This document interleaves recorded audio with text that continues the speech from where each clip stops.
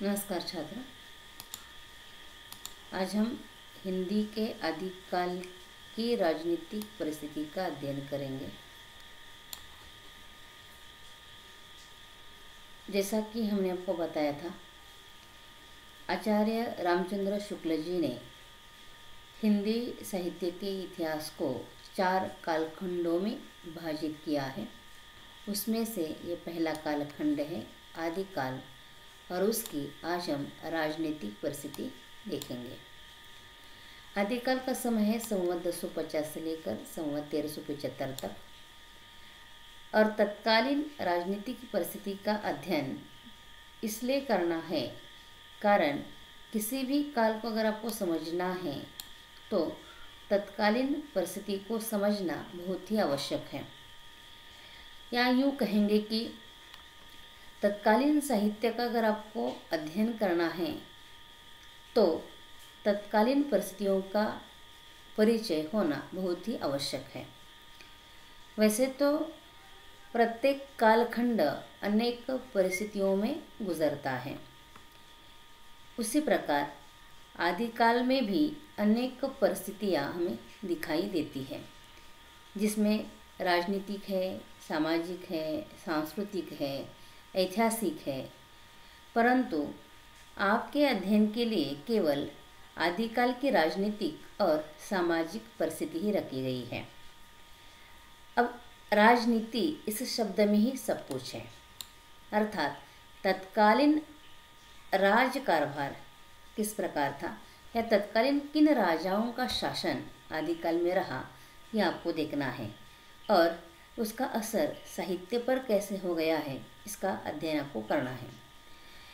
तत्कालीन राजनीतिक परिस्थिति के अंतर्गत हमें जो राजा हुए हैं या तत्कालीन जो शासक है वह इस प्रकार मिलते हैं: मोहम्मद बिन कासिम, मोहम्मद गजनवी और शहाबुद्दीन गोरी। अतः आदिकाल में मुस्लिम शासकों की सत्ता हमें दिखाई देती है। वह किस प्रकार, इसका अध्ययन यहाँ हम करेंगे। हिंदी के आदिकाल की राजनीति का प्रारंभ तत्कालीन हिंदू सम्राट या भारत के सम्राट कहेंगे राजा हर्षवर्धन से, या राजा हर्षवर्धन के अंत के बाद शुरू होता है। राजा हर्षवर्धन का समय बताया जाता है सन 606 से लेकर 643 तक। राजा हर्षवर्धन की मृत्यु के बाद आदिकाल की राजनीतिक परिस्थिति का प्रारंभ होता है। वैसे तो कहा जाता है राजा हर्षवर्धन के बाद तत्कालीन केंद्रीय सत्ता का ह्रास हो गया है, क्योंकि राजा हर्षवर्धन एक परोपकारी राजा थे। उन्होंने अपना शासन केंद्रीय तरह से संभाला हुआ था। इतना ही नहीं तो उनकी एक खासियत बताई जाती है, वह उन्होंने जितने भी राज्य जीते हैं वह जीते हुए राज्यों को वहाँ के राजाओं को शासन चलाने के लिए उन्होंने स्वतंत्रता दी थी। एक परोपकारी राजा के रूप में राजा हर्षवर्धन के नाम का उल्लेख इतिहास में मिलता है।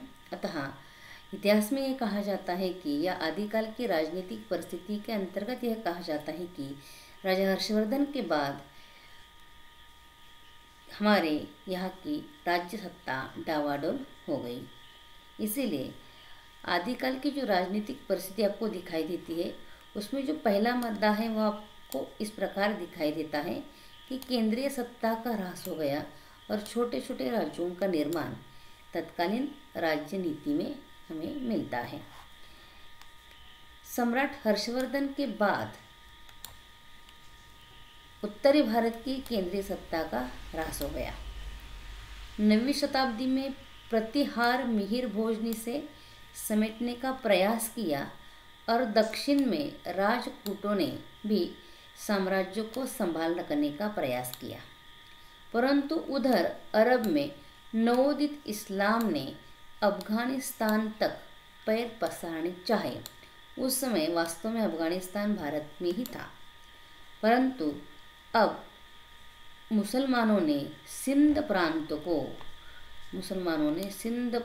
को द्वार बनाकर ईस्वी सन 710-11वीं के आसपास मोहम्मद बिन कासिम के नेतृत्व में सिंध पर धावा बोल दिया और भारत देश में प्रवेश किया।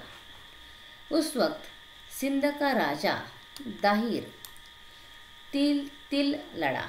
उसके बेटे भी अपनी भूमि को बचाने के लिए तिल लड़े, परंतु उसका अंत हो गया। इसका कारण यह बताया जाता है कि सिंध का राजा दाहिर ब्राह्मण समाज का था और उसने हमेशा निम्न जाति के लोगों के साथ अच्छा बर्ताव नहीं किया। इसीलिए उस वक्त उन लोगों ने राजा दाहिर का साथ नहीं दिया और मोहम्मद बिन कासिम ने जब धावा बोल दिया तो राजा दाहिर पराजित हो गया। फिर आगे ईस्वी सन 739 में तत्कालीन अरब सेनापति ने सिंध से कच्छ, दक्षिणी मारवाड़, उज्जैन और उत्तरी गुजरात को ध्वस्त कर दक्षिण गुजरात में भी प्रवेश किया। लेकिन चालुक्य सेनापति ने अरब सेना को सिंध तक सीमित रखा। उस वक्त कश्मीर में ललितादित्य शक्तिशाली राज्य था। साथ ही साथ 11वीं-12वीं शताब्दी में हमारे देश में दिल्ली में तोमर, अजमेर में चौहान और कन्नौज में गाहगवान एक शक्तिशाली राजा थे। अजमेर में चौहान, दिल्ली में तोमर और कन्नौज में गाहगवान एक शक्तिशाली राजा थे, परंतु वो तीनों आपस में ही लड़ते रहे और उन्होंने आक्रमणों का सामना नहीं किया। परिणाम स्वरूप मुसलमानों ने यहाँ के एक एक राजा को पराजित किया। इस तरह तत्कालीन राजनीति में या हमारे भारत देश में विदेशी आक्रमणों का आक्रमण हो गया और हमारे यहाँ के राजा पराजित हो गए। और इस प्रकार मोहम्मद बिन कासिम के नेतृत्व में भारत देश पर मुसलमानों का शासन प्रारंभ हो गया। मोहम्मद बिन कासिम के बाद मोहम्मद गजनवी और शहाबुद्दीन गोरी ने यहाँ पर आक्रमण किए और उन्होंने भारतीय राजाओं की मनोदशा को भली भांति समझ लिया था। भारतीय राजाओं की उदासीनता को उन्होंने भली भांति समझ लिया था। अतः यहाँ के राजाओं की मनोबल की कमतरता और उदासीनता को देखकर विदेशियों ने यहाँ आक्रमण पर आक्रमण किए और 10वीं शताब्दी में गजनी का राज्य मोहम्मद गजनवी के हाथ में चला गया। उसने भारत पर अनेक बार आक्रमण किए, जिससे उत्तरी भारत पूर्ण रूप से उद्ध्वस्त हो चुका था। उसने अपने राज्य का विस्तार करने के लिए सोमनाथ, कन्नौज और कालिंजर के समृद्ध मंदिरों में जमा अपार धन राशि को लूट लिया था। बाद में गजनी का राज्य मोहम्मद गजनवी के बाद शहाबुद्दीन गोरी के हाथ में चला गया। शहाबुद्दीन गोरी और पृथ्वीराज चौहान के बीच अनेक बार युद्ध हो गए और अनेक बार पृथ्वीराज चौहान ने शहाबुद्दीन गोरी को पराजित किया था, परंतु पृथ्वीराज चौहान को अपनों ने ही दगा दे दिया और एक अंत में शहाबुद्दीन गोरी से पृथ्वीराज चौहान को पराजित होना पड़ा और वह दगा दिया था राजा जयचंद राठौड़ ने और उन्होंने षड्यंत्र करके पृथ्वीराज चौहान को शहाबुद्दीन गोरी से पराजित किया था। आगे जाकर फिर कन्नौज और कालिंजर का भी पतन हो गया और दिल्ली में तुर्की सल्तनत का झंडा फहरने लगा। इस तरह उत्तरी भारत में मुसलमानों की सत्ता का उदय आपको आदिकाल के इस कालखंड में दिखाई देता है। आगे यह सत्ता क्यों स्थापित हो गई, इसका कारण प्रमुख है कि संकुचित राष्ट्रीयता। जैसे कि ऊपर हमने बताया कि हमारे भारत देश में अजमेर में चौहान, दिल्ली में तोमर और कन्नौज में गाहगवान जैसे प्रसिद्ध और शक्तिशाली राजा हो गए हैं, परंतु उन राजाओं में संकुचित राष्ट्रीयता की भावना आपको दिखाई देती है। इस संकुचित राष्ट्रीयता की भावना होने के कारण भारत देश में मुस्लिम सत्ता का उदय हो गया और यहाँ मुस्लिम सत्ता की स्थापना हो गई। कारण यहाँ का प्रत्येक राजा अपने छोटे राज्य को ही राष्ट्र मानता था। उसका व्यापक दृष्टिकोण नहीं था, अपना जो छोटा राज्य है उसे वह राष्ट्र मानता रहा। और यही कारण है कि विदेशी आक्रमणों का वह एकत्रित होकर सामना नहीं कर सके। सभी राज्य के राजा आपस में ही लड़ते रहे और एक एक करके पराजित हो गए। वैयक्तिक वीरता होते हुए भी वह उनका सामना नहीं कर पाए और पराजित हो गए। अगर वह सम्मिलित रूप से लड़ते और विदेशी आक्रमणों का सामना करते तो निश्चित रूप से हमारे भारत देश का मानचित्र आज कुछ और ही होता। इस प्रकार तत्कालीन राजनीति के अंतर्गत जो शासक हो गए हैं, हमारे भारत के शासक हो गए हैं, उनमें संकुचित राष्ट्रीयता की भावना हमें दिखाई देती है। कुल मिलाकर अगर हम कहेंगे, सिंध प्रांत से मुसलमानों का भारत में आगमन और भारत देश में सत्ता स्थापित करना, और हर वक्त उस वक्त भारत में केवल युद्धों का ही वातावरण आपको दिखाई देता है। चारों ओर हर वक्त युद्ध ही युद्ध हो रहे थे। इसीलिए राजनीतिक दृष्टि से अगर आप विचार करेंगे तो आदिकाल की राजनीतिक स्थिति अव्यवस्था, गृह कलह और पराजय का युग कही जा सकती है।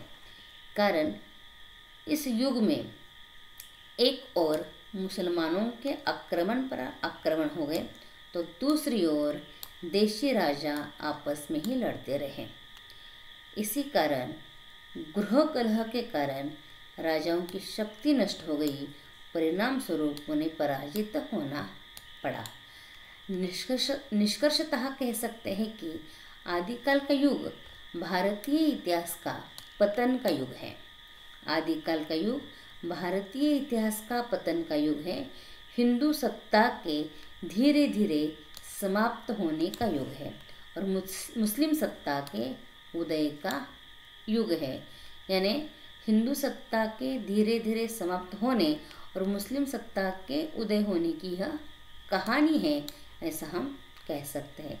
इस प्रकार आदिकाल की जो राजनीतिक स्थिति है अव्यवस्था, गृह कलह और पराजय से परिपूर्ण थी और इसका असर तत्कालीन साहित्य पर भी आपको दिखाई देता है। इस प्रकार आदिकाल की राजनीतिक परिस्थिति हमें दिखाई देती है। आपने ध्यान से सुना।